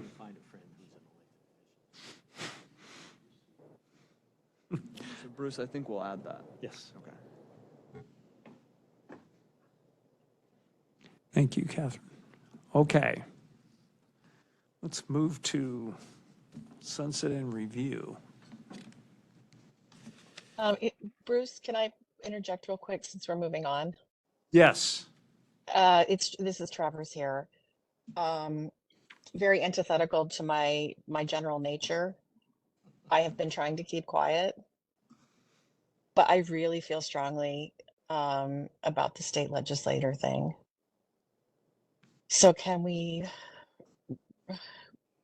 don't have to go back and review it now, but the concept of this is we're trying to make it sort of as quote unquote apolitical as possible. And I understand Mr. Barley's remarks about bipartisanship, but if there's only one member that's being appointed, we don't know that, without naming names, one person is not going to specifically appoint another person in the same district, or that person is going to appoint another person, or I just don't want to make it a requirement, because it really, we're trying to keep this as local as possible, and it should be as apolitical as possible. A lot of the other quote unquote elected officials in these seats that we're talking about now, regardless of where you stand on party, is meant to be a nonpartisan position, where when you start throwing state legislators into the mix, it is very partisan. And I'm not just saying this if we're in the minority, I'm also saying it if we're in the majority, to try to make things fair. We shouldn't really get involved. And I understand about WIFA, but the board members, that are on WIFA do something different on their board than we would be doing here. And so, what we're trying to do is not end up in the same position that we are now, where nothing gets done for 10 years for whatever reason. So, again, I'm sorry. I know that we've gone past it, and I, tried not to say anything, but it just bothers me too much being one of those people. So that's kind of, yeah. I really feel strongly about this. I don't want to end up in another situation like we've ended up in the last 10 years. And the people that know what's happening best are the people who are potentially working on their city or their area general plans, the water users, the people that we've defined subsequently today. And having a majority leader and a speaker nominate people or whatever is just, unless we define it so specifically as to who that person can be, or that who that person can nominate, then I really don't feel comfortable with it. And I'm sorry to come back to something that we've addressed 2 slides ago, but. So Representative Travers, this is Patrick Yes, sir. Adams. Hi. I think you bring up great points that a lot of this committee shares about the desire to remove the political nature from a nonpartisan issue, where it should be about what's the best water management regime for an area that is given local input and is tailored to that area's needs, right? So I think what we heard in the committee is that we're not going to move forward with Paul's recommendation of the legislative appointments, and we're going to leave that out of this and just allow legislative suggestions as part of the list process. But we're not going to put that in on this committee's recommendation for the appointing process right now. So Okay. I think we'll be able to note that concern and remain agnostic on the nature of how individuals are appointed to this council for now. Okay, thank you for clarifying. I'm here at the hospital with my mom, so I'm slightly distracted. I don't catch every word that we speak, and so if you addressed it that if you addressed it that clearly before, I do apologize for going over it, but it's just something that was weighing heavily on my mind. So thank you to the council for indulging me in these few minutes. Thank you, Representative Travers, and all the best to your mother. Any other questions? Bruce, sorry, this is Jennifer back here. If you can just give me 12 seconds to try to get Chris online. Okay. 11, 10. Chris, can you speak? You probably have to hit *6.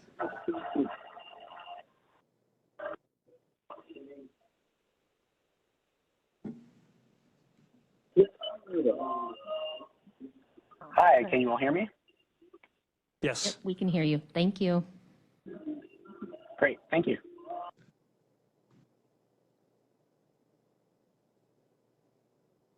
Did you want to say something, Chris? No, we already lost I don't him. think I have any comments. I don't think I have any comments right now, Bruce. Thank you. Okay, thanks, Chris. Okay, let's move on.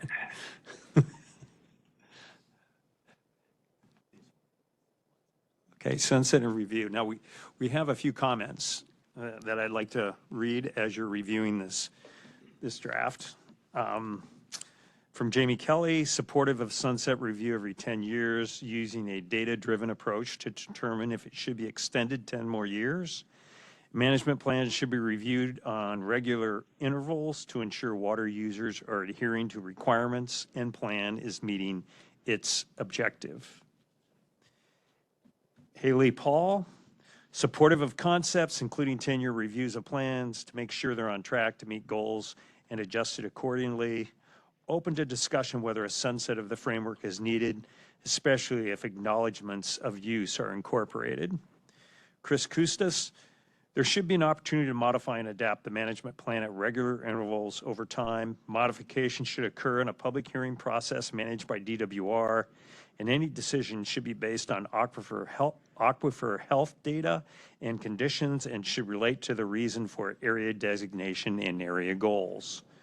An area could sunset entirely if the decision is made in a public hearing process led by DWR and is based on aquifer health data conditions, progress in meeting goals is considered, and the reason for area designation is found to no longer apply. So I'll open it up to Jamie and Chris Kustas if they have any further comments they'd like to add to the comments I just read. I'll let Chris start since he's been quiet the whole meeting. Any comments, Chris? Thanks, Jamie. I think maybe just one additional comment, Bruce, and I think it would be just related to the potential for a sunset of the entire program. Depending on what other components are in the program, I think we just want to be sure we wouldn't run into any potential constitutional issues if there were to be the ability to sunset entirely. So that was the only additional comment that I wanted. Okay, thank you, Chris. Sandy. So this one perplexes me a little bit, and I understand this was in response to the desire to have something temporary and that you could reverse it if things got better, and that's great. If things get better, yeah, it could go away, but are they going to stay better? If you remove all the overlays, it's just not computing in my former regulator mind. But as a water user, the concept of the goal changing every 10 years, that starts to worry me a little bit, only from the standpoint of, we're not opposed to regulation, reasonable regulation, but we want certainty of what it's going to be. And if you're moving that target every 10 years, the management plan is one thing, and that's something that we're used to working within that framework. But the goal is something entirely different, and it directs everything that you do. And so that piece, you know, I'm You I'm need not that really certainty. understanding it, and I'm not sure that I could support that. Yeah. And it doesn't necessarily say that the goal would necessarily change, but yeah. But I think that's a good item that we need to recognize as part of the discussion as this is being negotiated through. That's a good point. Thank you. Patrick? Bruce, I'm just going to chime in. From reading the slide, I don't think the goal will change, just the plan. There was in one of the earlier concepts of agreement, there was a conversation about the goal could change. Yeah. So we need to revisit backwards then. I think I'm not seeing that written down. So I think maybe we just clarify now that the goal doesn't change and it's the plan, which it can evolve as a mechanism. So, yeah. Are you saying within the 10-year period, the goal can't change or the goal would never change? Well, I don't know if that, right? What? Reasonably. What if Yeah, conditions within worse? reason. Worse? Yeah, then it's an AMA. You go create an AMA. That's your job. But, so it's little different goal. Yeah, well, but that's a different statute. Yeah. So it's, that's cutting hair, or splitting hairs, or whatever the word is. But yeah, I mean, that's a different situation where if you're going into an AMA, that's a completely different, if it gets worse. Sandy, you said something that caught my attention in a really important way. This slide says that the director determines that the conditions do not exist, and you talked about what that might mean for the future. And I don't know that we need to change this language right now, but I think we should consider, or at least people should understand, the director's going to want to look out into the future somehow with a groundwater model, with some tool, right, that says what might be going on, knowing that those are not crystal balls, because you don't want to undo everything you did and be right back to having to create something again. Right. This is Sharon Megdo. May I ask maybe Tom a question or Nicole? I'm having a little trouble with the wording designating the area. Because aren't we talking about establishing or designating a rural groundwater management area? And are we losing, I'm having some trouble, maybe different from Sandy's, about if you made the improvement and you're doing well, does that say you shouldn't have to have this going forward? And I think she brought it up, or somebody brought it up. I mean, you can just backslide if you rescind the designation. And I'll just ask that the lawyers go back and look, or whoever, Bruce and Trent, do we call it designating the area? And I'm just losing traction with what we're designating here. Because we got into the thing about the goals, but this talks about designating the area, not designating the goal for the area, so. Yeah, no, this is supposed to be about essentially, if the reason that it was a rural management area, and so the designation, it's kind of creation or establishment, like you said. So I think maybe the statutes for AMAs and INAs refer to designation of the basin as that type of area. So that is probably where this language comes from. So yes, this is not intended to be a change in the goal. And Sandy's not crazy. We did at some point have slides where we talked about potentially changing the goal. And I think that was intended more as like an adjustment so that if it improves, maybe you can back off of some of the conservation requirements, but not all of them. Or if if everyone just has become the best water managers in the world and you don't need any requirements anymore, I guess you could rescind the entire designation. But I think at this point, we're not looking at changing the goal. We're just talking about a 10-year review. And then one thing I wanted to clarify, and I'm not sure, I don't know if we had internal conversation about this, is the way this is worded this time, it looks like it's just a one-time 10-year, but I think the intent was that it would be like an every 10 years. And I would be really surprised if you saw drastic changes in the first 10-year period, but it may be that after 20 or 30 years, people start adopting enough and incorporating enough water efficiency measures and technology improves. I don't know. Thank you. Sandy? And that, that's a good example and why the Phoenix AMA is achieve safe yield by 2025 and thereafter maintain. And that's a key element of that goal, and these goals should reflect some kind of, and thereafter maintain, whatever the goal is. And then you don't need to change the goal. Need to change. Yeah. Point. I mean, I've always been reticent about even having a goal or allowing sort of this broad, anything goes, of identification of a goal. I think, it's always made me a little nervous. One goal of these things should be, reducing groundwater use and to some level. I mean, I think that's where we're going. But, as long as you have those key words in that, then you avoid having that. Thank you. Situation. Catherine? Yeah, if you look at both bullet points together, basically everything can change every 10 years. And back to Sandy's point, I think that's just a huge amount of uncertainty for economic investment. Okay. So you might want to clarify. I don't know. I'm sorry. I know I wasn't here for previous discussions, so maybe you already discussed it, but it's a lot of uncertainty. Yeah. So Bruce, this is Sharon again. I'm just really getting stuck on the conditions do not exist. So are the conditions that we're referring to here, I'm now referring to the document with all the words that were distributed about framework key concepts, the PDF that's just all words that we got.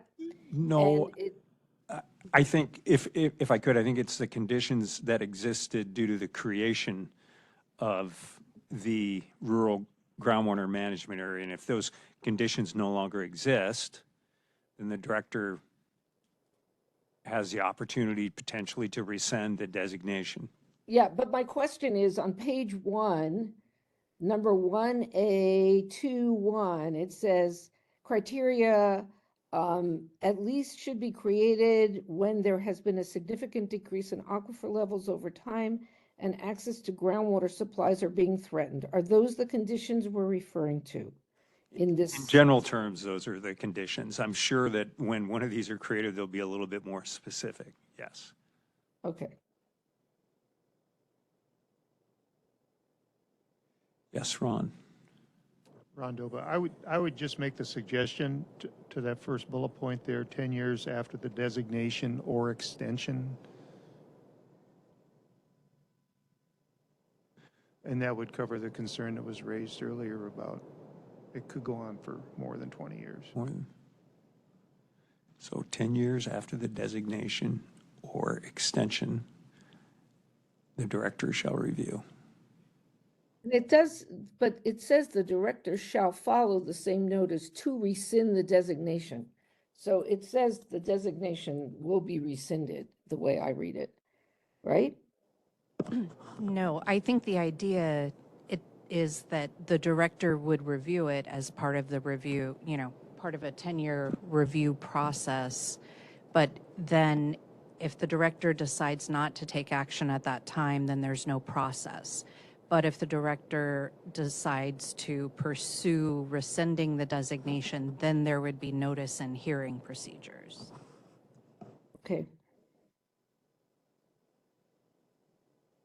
Yeah, I'm I just think the not thrilled. default I is may that- not be able to support this. I'll just mention, I'll see when you call for the vote because I don't see quite the purpose of. Well, yeah, I think it was based on comments that were received from stakeholders that they wanted an option to back out if it's successful and the goals are satisfied.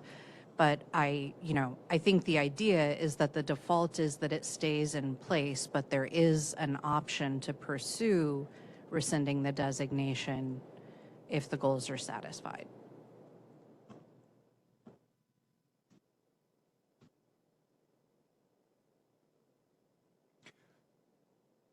So if we add in Ron's suggested revision, 10 years after the designation, now what was your, with extension, was it?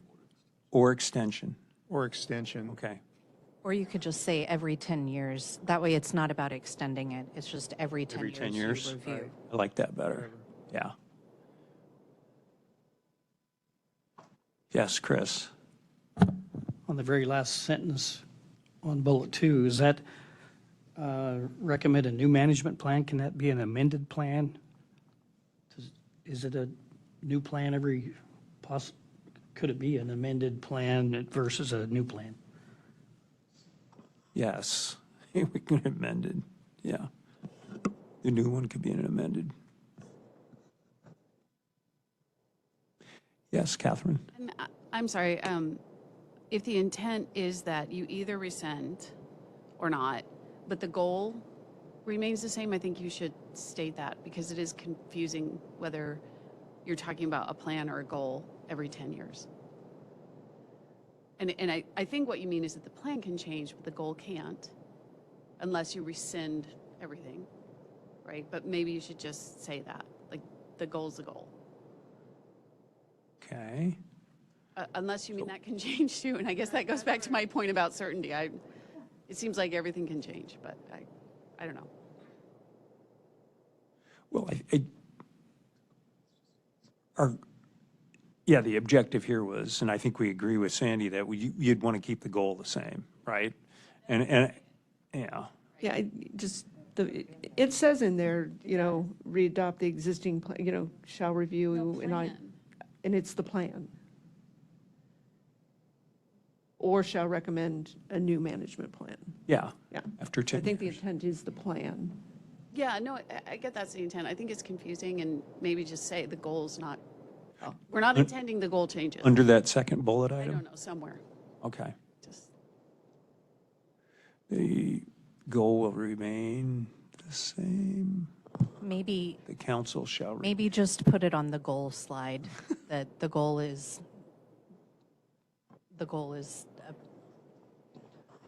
extends for the life of the management area. Okay, we'll come up with some language to address that.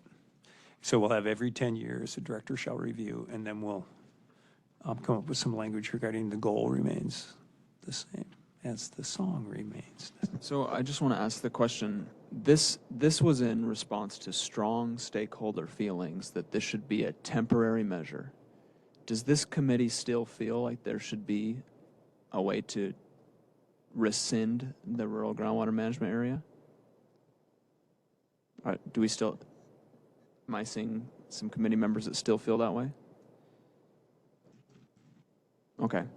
So we want to keep that, but we want to make sure that we're providing certainty where the ground isn't shifting beneath water users' feet, where we have the same goal that can be reviewed periodically and a management plan can evolve every decade to meet that goal with current conditions.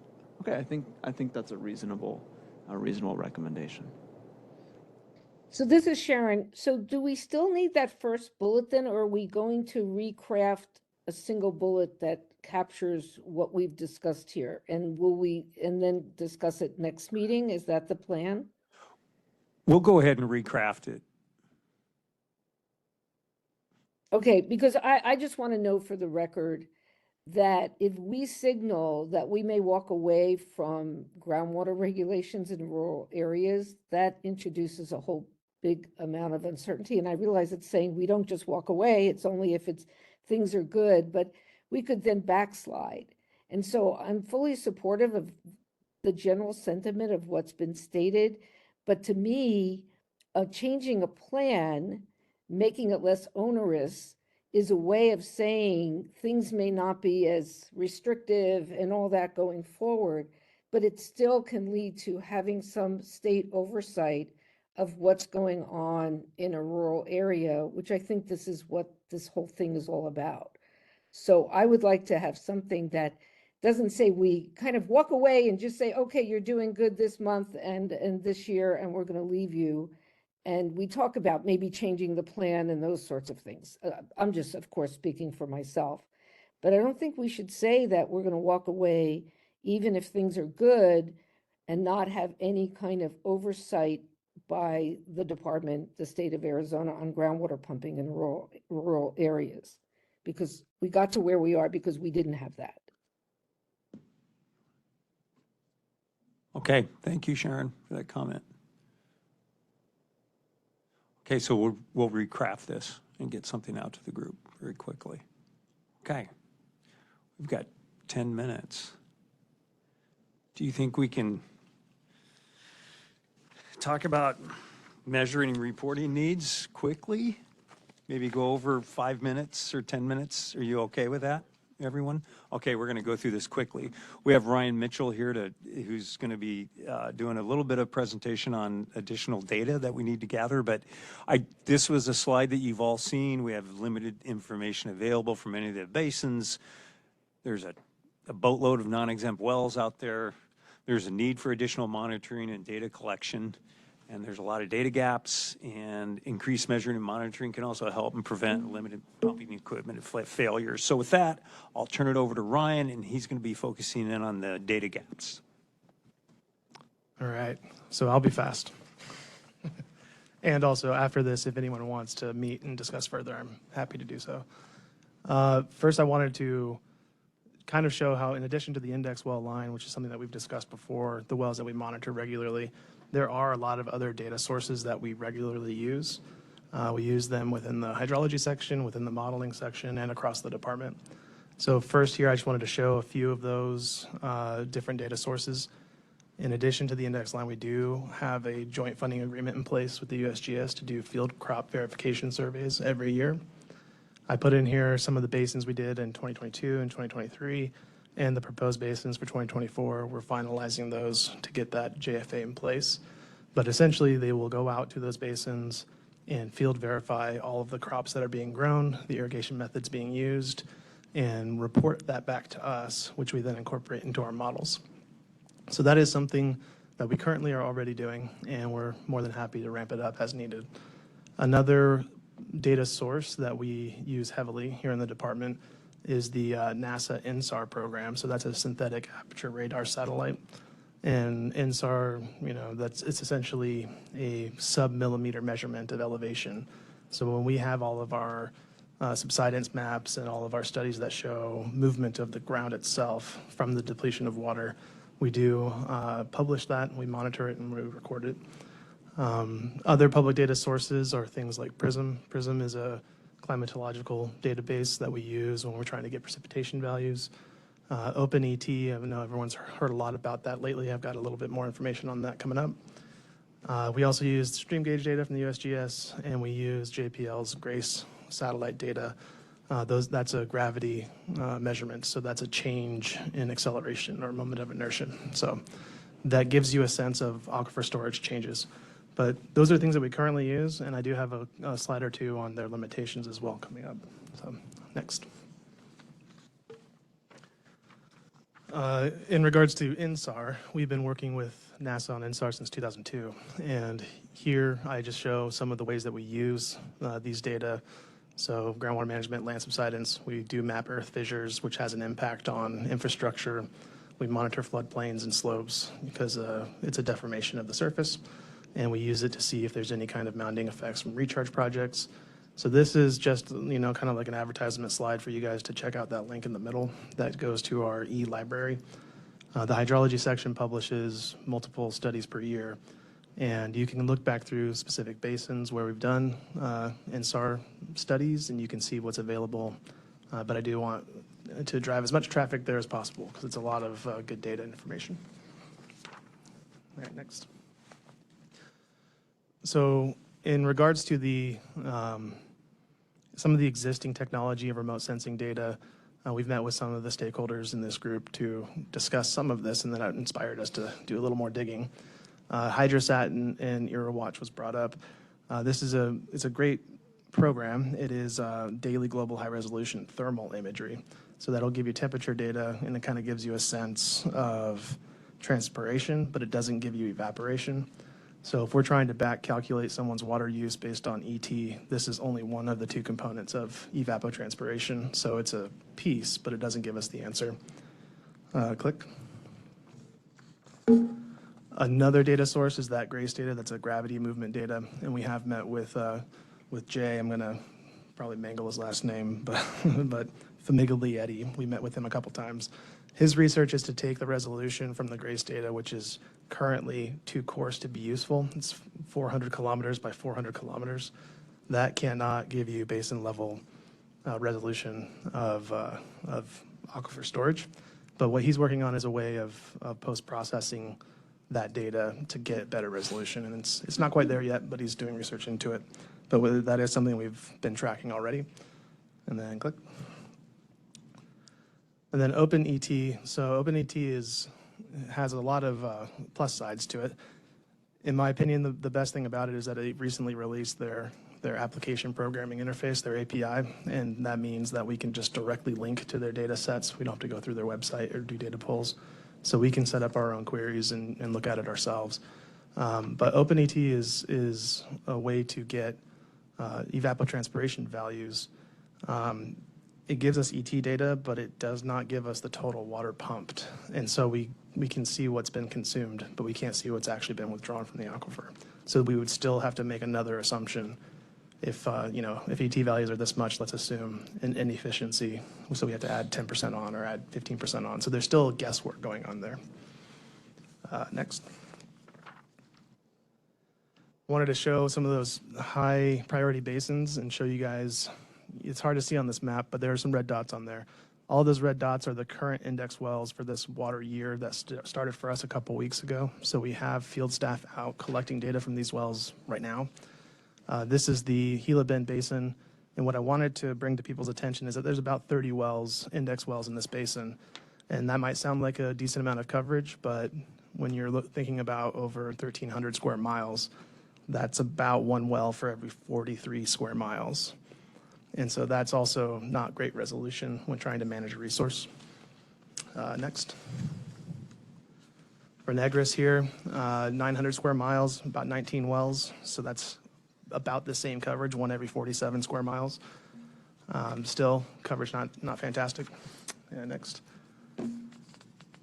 Wilcox, we do have more wells there. In Wilcox, of course, there's been a lot more attention there over the years, but we have 51 active registered wells that we use in our index line for Wilcox for 1,200 square miles, so that's about one every 23 square miles.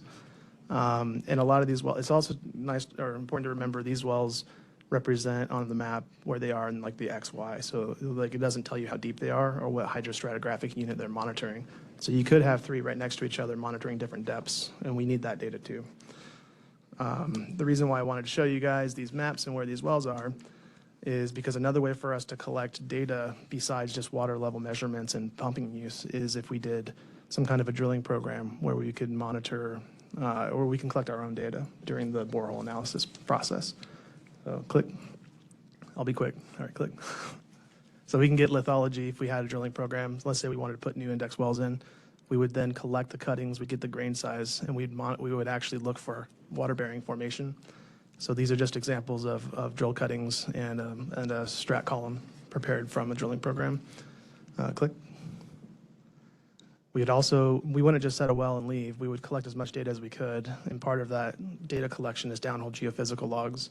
So these are the E-logs and sonic and gamma logs, the ones that you would see from the oil field and also from large-scale production water wells. So these are the additional data types that we would collect from a drilling program. And then click. We would also do falling head testing and discrete depth intervals. So this is something that we've done a lot in the past where we would collect falling head from a sealed off zone, give us hydraulic conductivity, which is an aquifer characteristic you need to calculate transmissivity, which is what you need to make a model, right? So click one more time, I think. And then when we're done, we'll leave a well behind and we'll have a monitoring point. So this is a drilling program like this or some similar program would allow us to collect a lot of lithology, hydrostratigraphic data, allow us to collect aquifer characteristics, and then also allow us to leave behind a monitoring point. And then click. And those are my slides in 6 minutes.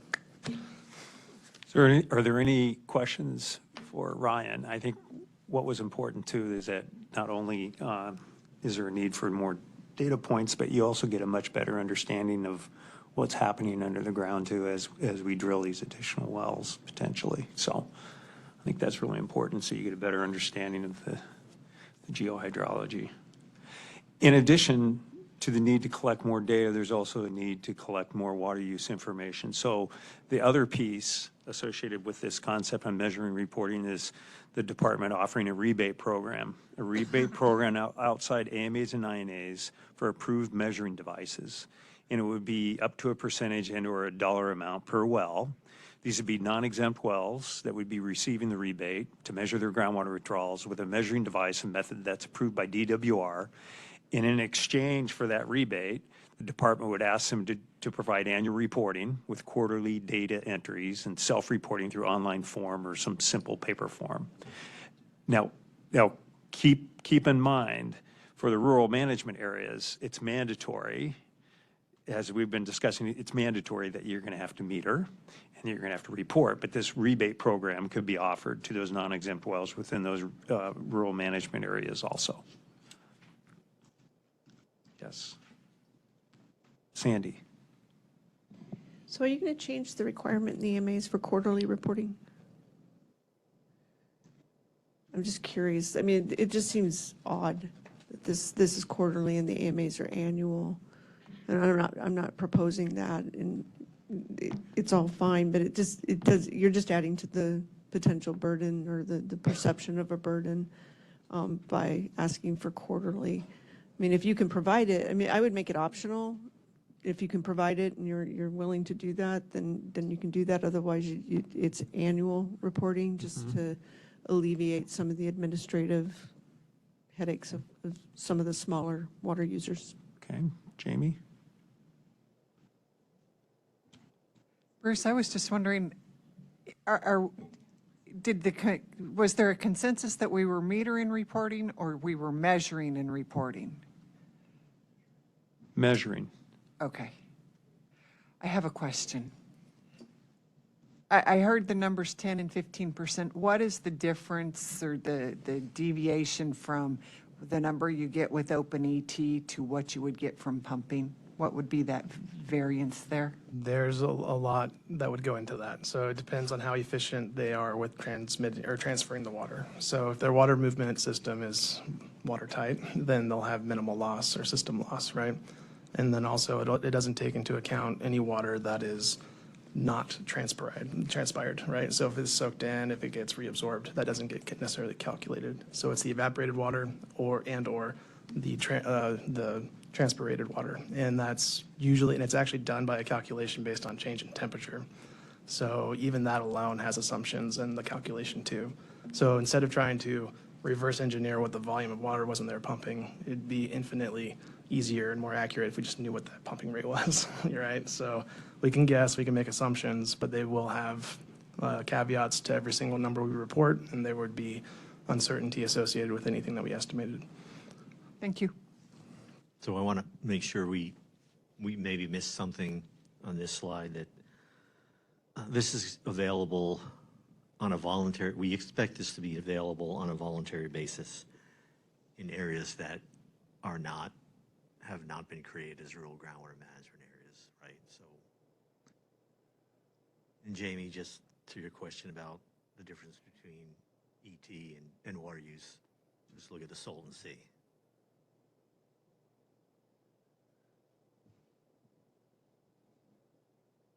Paul. I had spoken with the USDA researcher that we worked with, and I think the numbers I saw, the discrepancy varied a lot depending on time frame and things like that. But over an irrigation season is about 10 to 11%, I believe, discrepancy. And his other suggestion was that there be a certain percentage, whatever you want to say, a certain amount of actual metering so that you're ground truthing what it's telling you. And one advantage that I thought of that I think is significant, if you're metering a well, you don't really know where that's going. Like a farm could have a well that is plumbed all over the place. So you don't know that well is going in this crop or the other crop. And so one thing nice about OpenET is you do know, you delineate a field and you see what water that is using. And for us, it's the opposite problem. We want to know the total water, even if it went to the toilets or went to like the man camps. You know, we want to know that volume. And so for us, we'd have to add in an uncertainty for other use, right? But yeah, we've met a few times. I guess I'll ask DWR staff, the annual reporting versus quarterly data entry, or are we okay with just annual reporting? Or do we need quarterly data? Anything's better than zero, but I think the intent there was we don't need them to send in, quarterly values. Like, hey, if you're measuring or monitoring your own stuff already in the postcard or whatever mailer we send out, we'll just say, what did you use Q1, Q2? And otherwise, we would just take the full annual value they give us and apply it to each month, right? So it's just a way of data quality if the information is more useful. And I appreciate that. I think if this is truly voluntary and you're trying to encourage people to do that, you want to minimize what you're asking of them. So As easy as possible, right? absolutely. Otherwise, you're going to get nothing. Right. And I'm glad Sandy brought that up, because I think the other thing is we're trying to be less onerous than an AMA. That is not less onerous than an AMA. The less onerous for an AMA is in relation to establishing the framework. So this is independent of that, which is still tricky to get people to volunteer anyway, right? So the least onerous as possible is kind of the goal. So if we could go to the next slide. We have some concept language. If we can get agreement here, several opportunities exist to enhance the assessment of groundwater conditions across the rural areas of the state. DWR can pursue additional measuring, monitoring, and collection of groundwater data to more fully assess basin aquifer conditions. DWR can investigate the utilization of emerging technologies such as OpenET to analyze conditions and to more effectively collect data. And then DWR can provide financial assistance for non-exempt well measuring devices in exchange for voluntary annual reporting from well users. Yes, Sandy. Sorry. On number 2, and maybe even number 1, I would add in there, again, I'm assuming this is the voluntary, it's separate from the basin, and maybe beginning these with voluntary measuring and reporting concepts. But there has to be some ground truth. DWR can do these things. I think there's, you're asking for consensus that DWR can do these things. They can do that today, but if you want the consensus, yeah, okay. But I would include in both those statements some level of interaction with the water users to try to ground truth on top of that, attempt to, at least. Is the ground truthing number 2? I don't know if it is or not. Because that's where the ground truthing typically takes place. I think the Typically, other say 2 it. are actions. Yeah, I would just say it in there. So it's not inferring that DWR is just going to take this technology and run and do something swarmy, evil over here with it, that there will be some ground truthing that goes along with it. Sandy, Okay. Sandy, I think that's a good point. And to Paul's point, these things work well in concert with each other, right? So if you're using OpenET and you're able to get some voluntary metering to combine those, you can get a better data set. So I think maybe we can add to this slide, this is distinct from the rural groundwater management area concept, and maybe we can add some, these are non-regulatory measuring and reporting ideas that this committee has an opportunity to recommend DWR to pursue. Yep. This is Sharon. I have a question. I realize we're over time, so maybe this has to get put over to the next meeting. I know you want us to get to things, but I'm sitting here wondering what role any of this plays in the required supply and demand analyses that you're doing, that the department is doing for all the basins other than the AMAs. Is this Sharon, it will related help. to that? It will help. We can collect more data when it comes to well measuring devices and utilizing new technologies, these emerging Right. technologies. It will help in the analysis. I would just note that, to me, it could be very easy to get sign off quickly at our next meeting, but I'd like to see how this gets reworded to put it in context, because we have had the more requirement stuff. So My preference would be to look at this quickly at our next meeting, but I'm just speaking for myself. Okay. We'll get something out to everybody to review before the next meeting. Bruce, it's Travers here. Yes, Representative Travers. Thank you. Unless I've missed something, I I do have, and it's for the council to discuss this concept of voluntary. If there's some sort of huge area-wide campaign to not voluntarily report, do we or will we have something in place that there can't be a blockade, that we can still get the data in some way if we need to, so that we can make determinations and, you know, have accurate data going forward? Well, a couple of things. When it comes to the number one, that's an opportunity for us as independently as the department to go out and collect more data. When it comes to the conditions within the aquifer. Number two, I think that provides DWR also an opportunity to work with some of these emerging technologies, to use those technologies to gain better understanding what's happening within these basins.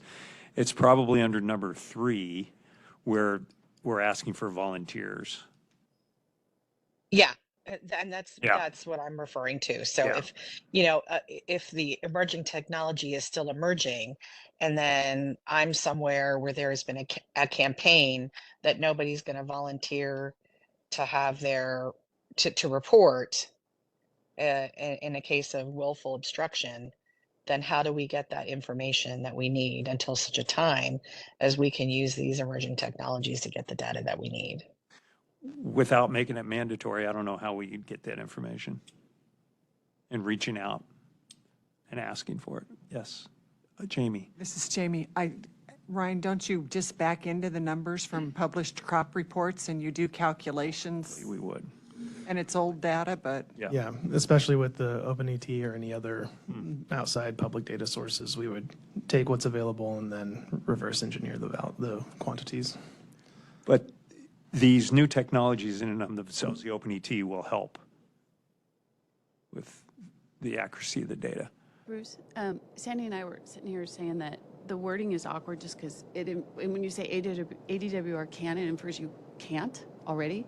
So maybe you just want to say, it is recommended that ADWR further pursue, right? Thank you. Yes. Yes. Good point. Okay. Patrick. Okay, so I think in the interest of time, the department has presented another concept for the committee to think about, non-regulatory opportunities for collecting more groundwater data. So let's take some of the feedback we've heard today and then maybe bring it back on the 16th. Yeah. And hopefully we can get it out. We'll get this out to you way in advance, and maybe we can get some discussion ongoing with the entire committee, and maybe we can be ready to have agreement on the 16th up front on this concept. Yes, Paul. Can I just clarify the number one? The part of what that's going to provide is information that's been lacking in these rural areas of what's even down there, what's in the basin? Yes. I don't know if that's clear just because everything we've been talking about is for regulatory purposes, so it might be nice to clarify that. Okay. Thank you.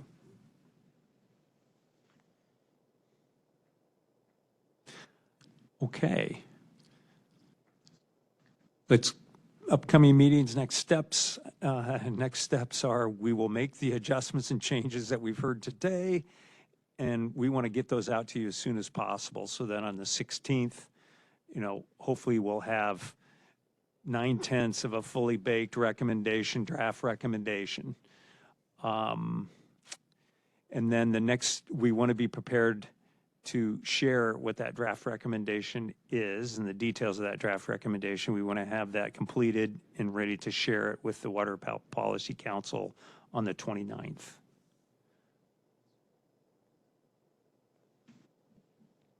Bruce, you're right. And For me, the 29th is, for this phase of the council, and at the level we have the recommendations coming forth, closure.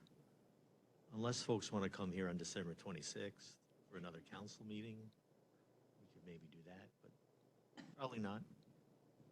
But seriously, we have opportunity, we're very close to having the recommendations, knowing that there needs to be more detailed discussion as we move forward to, again, this first phase, achieving the governor's goal of having recommendations out of both committees in December. So I ask everyone to look at the materials we send out and be prepared at the committee meeting so we can get a committee recommendation for the 29th policy council meeting, and then come to satisfactory conclusion on November 29th. And thanks everyone again. Thank you, everyone. Bye, everyone. Thanks, everyone.